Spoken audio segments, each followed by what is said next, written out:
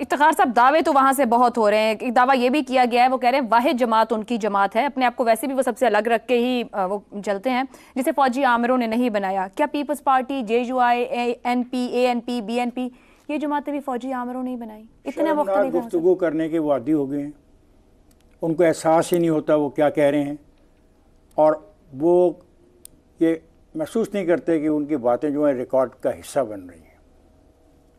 किसको दरियाफ्त किया गया था 2014 में चाइना के साथ जो हमारे तल्लुकात थे उसको तबाह करने के लिए, कि किसका फ़लसफ़ा था? कौन उंगली खड़ी कर कर के सारा दिन कहानियाँ सुनाता था लोगों को, और कौन वहाँ से कारों में बैठ के किसको मिलने जाता था, किसका पैगाम ला के लोगों को सुनाता था? बस करें यार, आप लोगों की मुझे समझ नहीं आती, आप उस लोगों को प्रोजेक्ट करने की कोशिश कर रहे हैं जो आदमी एक बात भी सच नहीं कह सकता। और ये अफसोसनाक रवैया हमारा। पाकिस्तान के कवानीन के मुताबिक उस पर कुछ मुकदमात हैं और मुकदमात चल रहे हैं, और वो हर जगह उन कागज़ को लेके फिरते हैं। Supreme court, high court, supreme court, high court, निचली कोर्ट, बड़ी कोर्ट, छोटी कोर्ट, हमला। पहली दफ़ा जुडिशल कॉम्प्लेक्स पे हमला हुआ। फाशिस्ट रवैया किसका? आज तक किस लीडर ने पेशी के ऊपर इस तरह का हमला किया, पेशी पर हमला किया हो? फाशिस्ट रवैया तो आपका है। आप बात करते हैं 2002 अप्रैल से लेके अब तक आपको किसने गिरफ्तार किया जी? आपने कितने जलसे किए? उन जलसों में जो ज़बान इस्तेमाल आपने की है, जो लैंग्वेज इस्तेमाल आपने की है, जो आपने तशबीह और इस्तारे इस्तेमाल किए हैं, अगर पाकिस्तान के किसी और लीडर ने 3 जलसों में भी किए होते तो उस लीडर को उठा लिया जाता और शायद वो लीडर मिलता भी ना। तो किसकी शय पे आप ये कर रहे थे? कौन लेके आया था आपको? ये कौन कहानियां सुनाता है कि बाजवा मुझे ये कहता था और फैज मुझे ये कहता था? कौन बाजवा और फैज की बातें मान रहा था? तो उनकी बातें मानने वाले आप बहुत बड़े अहम सियासी रहनुमा हो गए। हद है यार, एक हद की बात करें। और आप जो ये लोगों को उकसा रहे हैं ना, बैरून मुल्क पाकिस्तानियों को, ये आप अच्छा काम नहीं कर रहे। आप पाकिस्तान को डिफॉल्ट करवाना चाहते हैं। आपकी साजिश अभी भी जारी है कि पाकिस्तान में लोग पैसा ना भेजें। इसीलिए ये तकारीर आपको रात 12 बजे इसलिए करते हैं कि उन इलाकों में सुबह का वक्त हो रहा होता है। कुछ लोग भोले हैं जो आपकी इन बातों को समझ नहीं रहे। कम से कम मैं इस बात को समझता हूं। हाई बर्ड निज़ाम की बात कर रहे हैं। 2014 से जो मदद आपको मिली वो क्या थी? अब मैं मुतालबा कर चुका हूं काफी दफा, आप बराए मेहरबानी नाजायज गिरफ्तारियों की फहरिस्त जारी करें।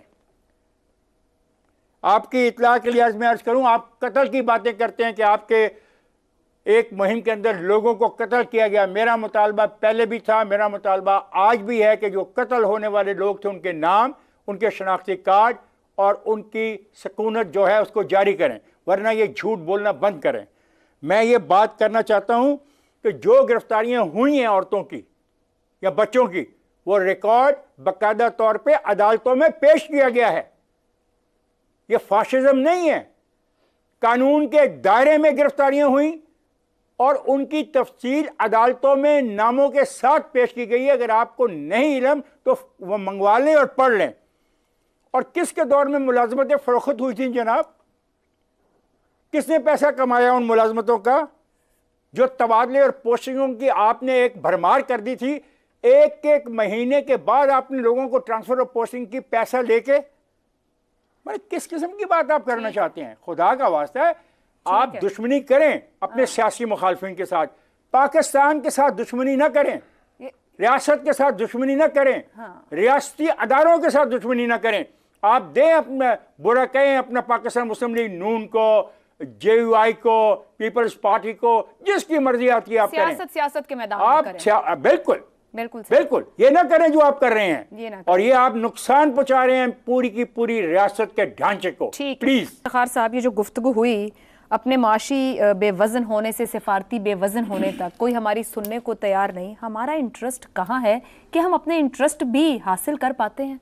हमारा इंटरेस्ट ये है कि जब ये सारी सूरत हाल पैदा हुई तो हमारे उस वक़्त के प्राइम मिनिस्टर ने फ्लोर ऑफ द हाउस पे कहा, क्या आप ही चाहते हैं कि मैं जंग कर दूं? ये है आपका इंटरेस्ट। इससे ज़्यादा और मैं क्या कह सकता हूँ? It is a part of history, it's a part of the record. जाएँ जाके असेंबली में वो तकरीर सुन लें। और ये सवाल बड़ा अहम उठा है यहाँ पे कि पूरी की पूरी कैबिनेट हार लेके जो गई थी, आज तक मैंने नहीं देखा कि इस किस्म की रिसेप्शन किसी भी प्राइम मिनिस्टर को मिली हो कि हर एमएनए के हाथ में एक हार हो और वो गले में हाथ डाल दो। दौड़ी लगी हुई थी आपके कहने पे, मुझे वो मनाजिर याद आना शुरू हो गए दिन में। तो वो हाथ डाले जाए और फिर ये कहा गया कि मैं वर्ल्ड कप के जीत के आया हूँ। मेरा ख्याल है मैं किसी एक आदमी को ये मुकदमा करना चाहिए अदालत में कि इनसे ये पूछा जाए ये कौन सा वर्ल्ड कप जीत के आए थे और ये कहना क्या चाहते थे। वर्ल्ड कप ये जीत के आए थे कि सिटीज़न लॉ में इंडिया ने तब्दीली कर दी। और ये दोस्तों ने जो बात की है डेमोक्रेटिक चेंज की, डेमोक्रेटिकली चेंज आ गई है और सारा का सारा जो उनका दबाव है उस इलाके में है जो हिंदू ऑलरेडी ज़्यादा थे। और अब हुआ क्या कि वहाँ पे कम्युनिकेशन में, जॉब्स में, यूनिवर्सिटियों में, हर जगह के ऊपर इसका फ़ायदा उठाया जा रहा है और वहाँ पे एक ऐसी सिचुएशन पैदा कर दी जाएगी कि देखें जनाब, आपको तो कहते थे ये मुसलमानों का इलाका, ये मुसलमानों की अक्सरियत का इलाका नहीं रहा, यहाँ पे तो हिंदू बसते हैं। तो वैली में भी हो रहा है ये तो। वही तो वैली में भी कर रहे हैं। मैं वही कह रहा हूँ। तो ये खेल हो रही है ना, तो उसका जवाब तो दे दिया अगले ने आपको असेंबली में खड़े होके। तो क्या आप चाहते हैं मैं जंग कर दूँ? ख़त्म, इसके बाद बात ये ख़त्म हो जाती है। तो छोड़ दो सारी बातें।